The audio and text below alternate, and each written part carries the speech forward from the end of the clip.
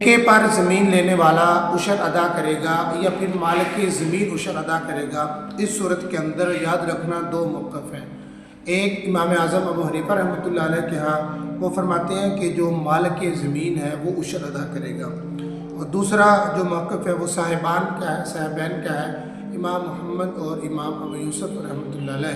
वो फरमाते हैं कि जो उशर है वो काश्तकार के ऊपर होगा जो फसल उठाने वाला होगा।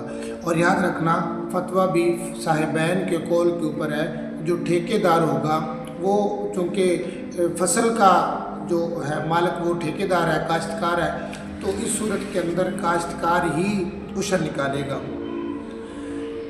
अब अगर एक सूरत और बनती है, अगर मालिक ज़मीन ये कहता है कि आपने काम करना है और मैं आपको माहाना इतने रुपए दे दूंगा, तो इस सूरत के अंदर मालिक ज़मीन ही चूँकि फसल का मालिक है और जो काम करने वाला है जो किसान है वो चूँकि उजरत के ऊपर काम कर रहा है, मजदूरी के ऊपर काम कर रहा है, उसे तो महीने की रकम मिल रही है, तो इस सूरत के अंदर फसल का मालिक ज़मीन ठहरा, तो उशर भी मालिक ज़मीन ही अदा करेगा।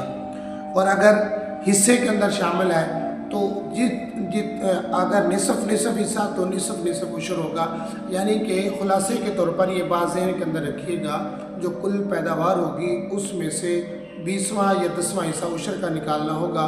कुल फसल में अगर एक शख्स निसफ़ का मालिक है तो निसफ़ का वो उशर निकालेगा, दूसरा शख्स अगर निसफ़ का मालिक है तो वो अपने हिस्से का उशर निकालेगा।